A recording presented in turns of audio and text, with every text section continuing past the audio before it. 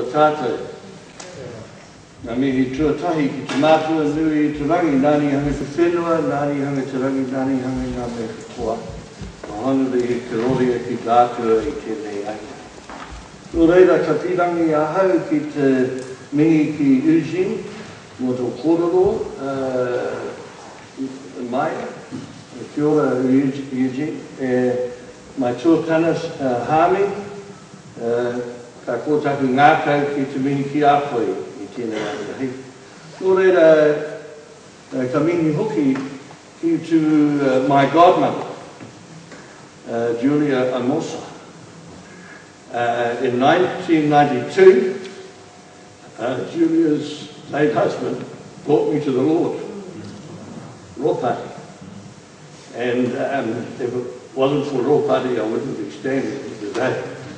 So I've got my godmother watching me, and she's the best looking godmother that I've ever seen. Thank you, Julia, for your lovely.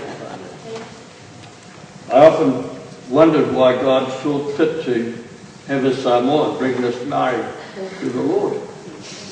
I asked him once and he said, oh, we were out of Maori's road. What I wanted to do today was to actually, first of all, talk about some of the work that's been going on. And you've got a sense of that, I think, both from Jackie and from Eugene, in terms of some of the issues that are confronting us. Rethinking Crime and Punishment is an offshoot, really, of that work. It was originally a project between the Salvation Army and Prison Fellowship. Now got a life of its own. We formed a charitable trust last year. We're about to establish an office in Wellington in about a month's time. We have a full-time research officer, and our whole focus is on informing the general public about other ways of doing crime and justice, looking at alternatives to imprisonment, trying to encourage the public debate around the best ways of dealing with crime and justice issues. And so today I'd just like to sort of sum up some of that stuff. I was really drawn to Friday night, and what a marvellous presentation that Stuart Longley gave. And I borrowed two of the slides because they struck me and say there's some parallels there in terms of what's happening now. Here's Marsden preaching to Māori. That was the first gospel. And some years later, all of a sudden, there was this whole movement throughout Māori, toward Christianity. The other one that struck me was Williams, who was out there mediating between the Mongrel mob and the Black Power. And we're doing it, still doing it, So we have these warring factions between Māori and those Christian pioneers saw a role for themselves in reconciling difference, in going where angels fear to tread, moving amongst those people and trying to resolve and bring peace and justice to the world. It's an amazing example of the church's love in action at that time. And then we had David, who spoke one of the verses from the national anthem. And when that guy sings, I have these images in my head, and the Pākehā side of me thinks of cognac flavoured butter. It just slides, down. Have you ever tried that? And the Maori side of me thinks of kina, when you take it out and you still get this taste of salt in your mouth. He's got such a beautiful voice. And he spoke these words: men of every creed and race, gather here before thy face, asking thee to bless this place. God defend our free land. From dissension, envy, hate, and corruption, guard our state. Make our country good and great. God defend New Zealand. And it brought back to me that opening proclamation of Jesus when he first preached, that the Spirit of the Lord is with me because he has anointed me to proclaim good news to the poor. He has sent me to proclaim freedom to the prisoners and recovery of sight for the blind and to set the oppressed free. And that was 200 years ago. Today, 40% of all Māori over the age of 15 have either been in prison or have served a community centre. Non-Māori, that's most of you guys, are imprisoned at a rate around 98 per 100,000. Māori are imprisoned at a rate of 634 per 100,000. I was at a meeting with some very middle-class Māori last week, 7 of them. And as we shared, 4 of them have whānau who are currently in prison or going there. And they came from Karori and Wadestown and Waterloo. And the thought struck me, what sort of conversations are they having in Otara and Flaxmere and Portman? So we have this situation of freedom. The yellow bar represents all the Māori that are in prison, and the other bar represents the general prison population. So if you want to find out how many non-Māori are in prison, you actually have to halve that, because 50% of all prison population are Māori. So we have a critical situation from which the gospel has to step forward and change things. There's a lot of research done on what happens when you get into mass imprisonment and you start imprisoning communities of people rather than individuals. And we have streets in New Zealand where you can count 15 or 20 men who are currently in prison, whose partners are trying to survive within that street with no money, being predated upon by other men, not having any mobility.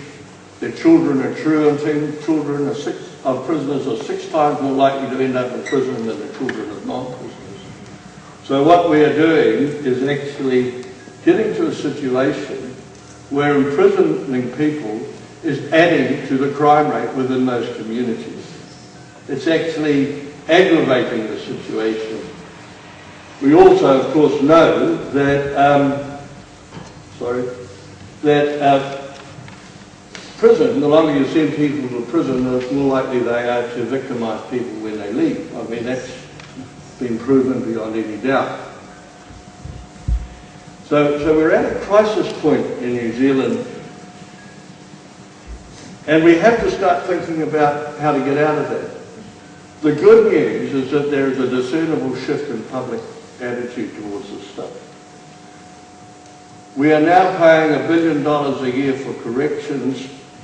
We're paying $3.5 billion to support the criminal justice system, and the cost of crime in terms of victims and offenders is estimated to be around $9.5 billion a year. And all of a sudden it's starting to hit people's pockets, and they're starting to say, oh, there must be another way. We had a cost of crime conference in Wellington on Monday, and we had Minister Power there. He was quite shaken by the response from the people who attended, because there's a discernible shift in attitude. They're no longer talking about lock them up and throw away the key. They're starting to ask, what are the alternatives to imprisonment? We can't carry on in this way. You know, are there other things that we can do which are both cheaper, more efficient and more effective? So we hit them with a list, and there are a lot of things we can do. For example, if you put a drug offender in prison, it costs you $94,000 a year, and they came out often more addicted than when they went in. If you put them into a community-based program, that costs a third of that, and you get a 50% better result. Now, what makes economic sense is what we should be doing, and we're not. So we're starting to get a sense. I'm excited by this because I've been beating my head against the wall for 4 years, and all of a sudden I get a sense that I've got a lot of mates on the side.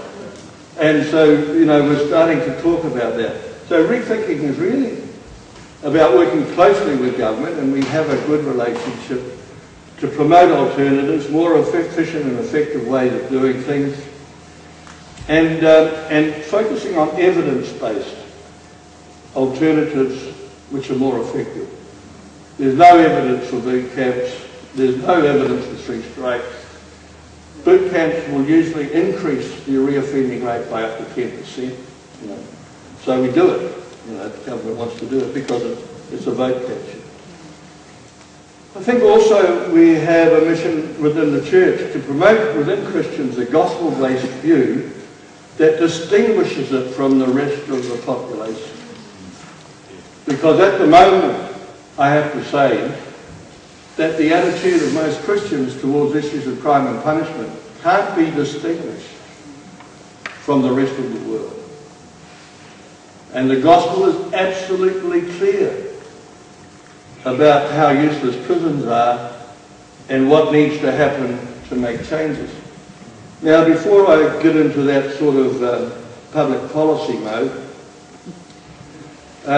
it might be useful just to tell a story which sort of, in a way, follows on from where Eugene and Jackie were.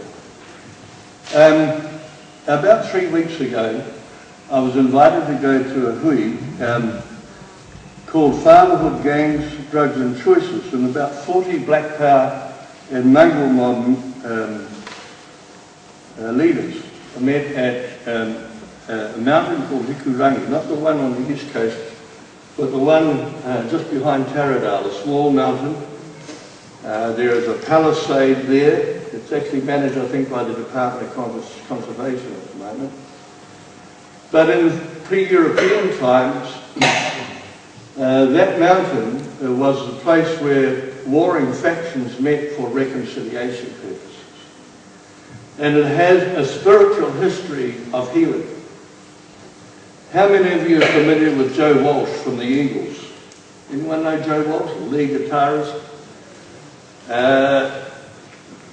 Drug addict for 20 years, methamphetamine, went and stayed at Hikurangi and was healed instantly of his addiction. So potentially we felt that this might be a good place. And this is just one shot of some of the kororo that was going on between the Black Power and the mongrel mob. And that's a shot of them sitting around in this large circle, chairs, and you can see the Heretonga Plains. It was a beautiful place to talk and share. And over 2 or 3 days, the guys that were there shared their stories with one another. It was facilitated. We had a little booklet of readings. It included Shakespeare, Socrates, Malcolm Gladwell, Malcolm X, a whole range of people. There was, I think, the parable of the Good Samaritan was there. And it was run by an existentialist, not by a Christian. But God was in the house. You know, God has always been there. God was there before the missionaries came. So it was a beautiful experience. And they spoke a whole range of issues, but I just want to share with you some of the stuff that popped out during this conversation. And they talked about gang membership, and Eugene has sort of said it all really. These guys had come into the big smoke 40 years ago. That was when the first mongrel mob started, I think. 18 or 19-year-old men being abused as kids often, coming into the city, looking for security, gradually joining into this gang. Now they're grandparents and they don't want their kids to go through what they've been through, and they're trying to find a way out of that. We joined the gangs for the same reason our parents joined the Maori Battalion. And you know that seeking for excitement when you're young, you're an adolescent, you've got lots of energy and stuff. Extreme risk. We live in a clan. Then they went on to talk about Māori Pākehā relationships. And that was interesting. Pākehā fear us because they owe.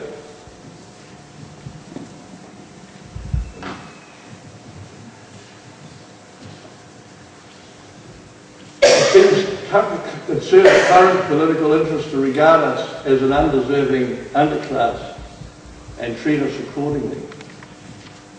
You listen to Judith Collins' speeches, constantly talks about us and them. The victims are the good guys and the offenders are the bad guys. She forgets to mention that 50% of victims come from the same 6% that houses the offenders. The typical victim in New Zealand society is not a middle-class woman that's had a bag smashed. It's a 17-year-old Maori woman who doesn't have a partner but has a child who's and is abused. That's one of the most stereotypes that we have to get over. She talks about gangs being all evil. She will not talk to offenders at all. She refuses to talk to them. She went to Christchurch and the guys down at the prison had this wonderful porphyry that had been practicing for weeks. She refused to sit in the same room with them and they couldn't do what they were hoping to do for 3 or 4 weeks.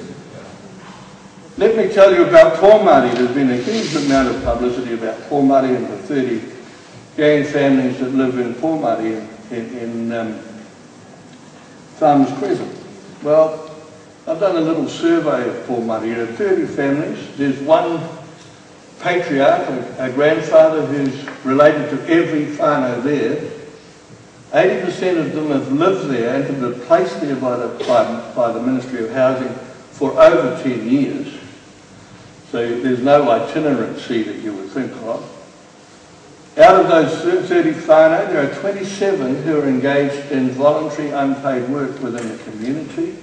There are 6 who are either teachers' aides or health workers. Taita College, of which I was board of trustee, chairman of the board for some years, they raise around $20,000 a year for the school from legal fundraising.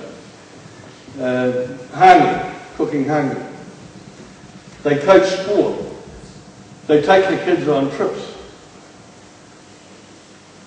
5 of them have diplomas in either social work or community health. And we're talking about this dangerous, evil, black underclass in the media, with the Minister of Housing wanting to kick them out. So I think the guy that said that is probably onto it. Try to get services, the policy within government. You don't do deals with the gangs. You don't give the gangs funding. You don't engage with them. When they had the housing issue at Pōmari, they formed a committee to deal with government, but they couldn't get government to come to the table. They refused to talk to them. So who is hard to reach in this situation, and who should be speaking out on their behalf? Where is the church here? The church was there 200 years ago. It's not here. A lot of Pākehā settle from settler anxiety. They think that every conversation we have with them is because we want to collect the rent. Although that was an interesting statement too. And there is a lot of suspicion around the treaty issues and settlements and stuff. Education. We must condition our kids against anti-intellectualism. The Jewish and Asian families invest in education. My son is a lawyer. My advice to him is, don't discard mātou ranga, that's Māori knowledge, but get in there and make changes. On punishment, interestingly, the conversation about should we smack our children had all the dimensions that we would have. One says, well, I believe in correction by beating up the bum, it doesn't hurt you, as long as you do it with love. And the other one says, punishing children with pain may keep us calm, but it does nothing for the child. Some of us have learned from our own beatings never to strike a child. There are other ways. So that debate is going on. And we need to acknowledge and support that. On parenting, in 1975, Maldine, I think this is Black Powder said this, because Maldine is their boy. You know, he looked after them back in 1975. He said to us, you have to own your kids. And Maldine had some interesting dimensions to it.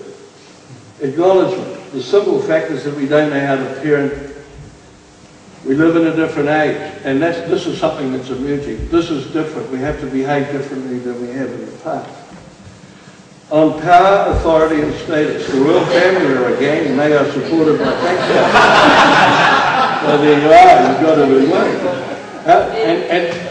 And some of the wonderful philosophy, these guys quote Tolstoy, they quote Socrates, they quote, you know, as Tolstoy said, behind every good fortune is a crime. Black Power put the kibosh on gang rape 15 years ago, but the police are still at it. And there's truth. All you have to do is read Dame Baisley's reports on police culture. And there is truth in that statement. And this guy says, people get blown away when they learn that my wife is an Anglican priest. But they forget that most of us haven't seen the inside of a prison for 15 years. So these are the stereotypes that we have to, on the challenge of change. I want to climb out of the ditch. Well, I keep asking myself, is it safe out there? No. Let's face it, we live in a jungle and we have to learn to survive in it. Right now, we're safe as stuff a tree. I thought that was lovely. Yeah. And again, what Eugene was saying, we were raised badly by our own communities who then sought to ostracize us. What's changed? So that, you know, that stigmatization, being ostracized not only by their own communities, but by the general community. In order to better our lives, we will have to go through a process of constructive confusion. And, look, I want to just acknowledge that, because how did all that happen? I mean, how did those conversations arise? How were people so onto it that they could have conversations of that caliber? And I thought about this since, and listening to that wonderful Rodney from the Lakewood College, I must enroll, when he talked about cultural worldview. And he talked about how when, you know, people being invited into power, and what happened during those 3 days is that it wasn't dominated by people like me or partiers or whatever. The people were empowered to make that corridor and arrive at a place on their own. And they told gospel stories, according to Rodney.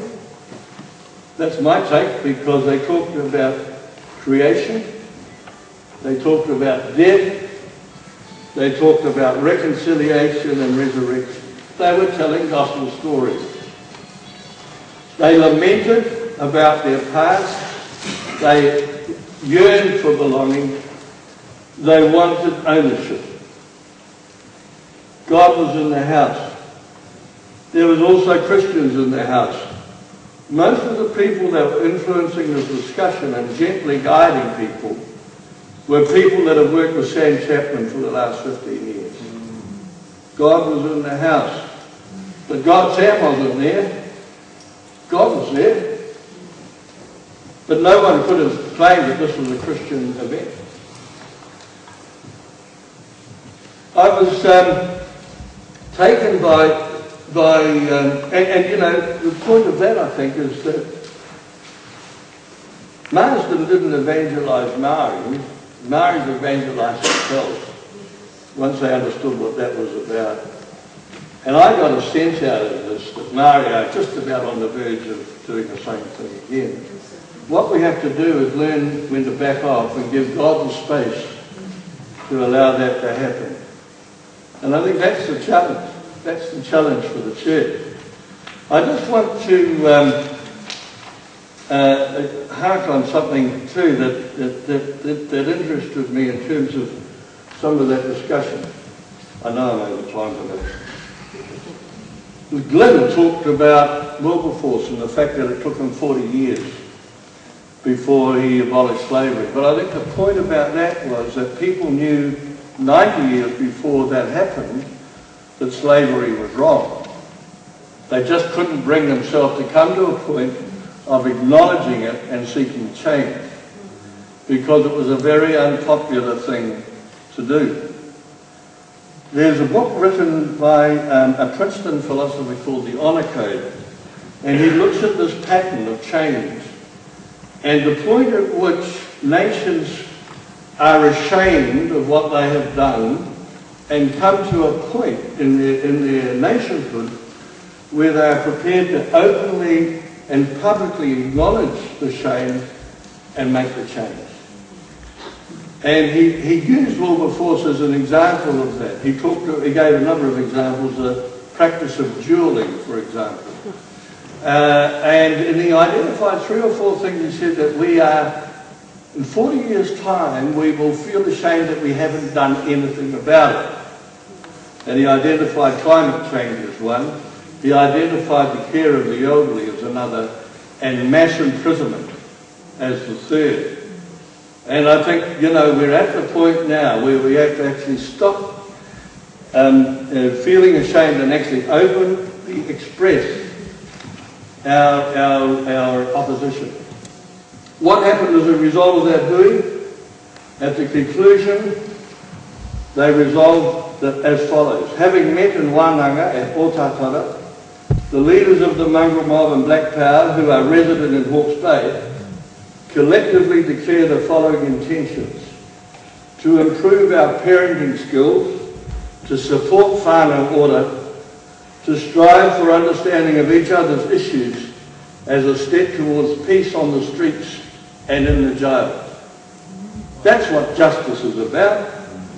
And we should honour these guys, you know, by having made that, and honour people like Sam for having actually brought that stuff about, people like Eugene and others, who must get a hell of a lot of crap from their own mates. And so that's this is a member of the mongrel mob, a leader, Edge Tafati, who's actually a cousin of mine. So, you know, we're all in that together. I don't agree with some of the things he does, I might say, but nevertheless, we're in there together, and we're whānau. And this guy here is Bones Soper, yeah. And he's just a wonderful philosopher, one of Sam's mates. So, what's our new approach going to be? We're going to do the same old. Are we going to move towards doing something totally different? So you really have to take your finger out, guys, and think what God wants you to do and get out there. Can I suggest one thing? We've got 9 months to the election. What would happen if all the churches turned up at election meetings as a group and said to the MPs, actually, we don't like your crime and justice policy. We don't think it's gospel driven. We think there are other things that you can do which would work far better, would cost less, and would change the shape of the nation. What would happen if every church that's represented here today did that, and the MPs started running back to the Prime Minister and saying, we've got to change this policy, we've got to make some commitments that we haven't made in the past. So rethinking exists to provide you with the ammunition and then duck for cover. No, we've provided you with the research. Hit our website because we've got a lot of good research there. We're going to get more of it in the next few months. And start giving the politicians as rational arguments saying this is not working. A lot of people already on board, and change the state of the nation. Kia ora tātou.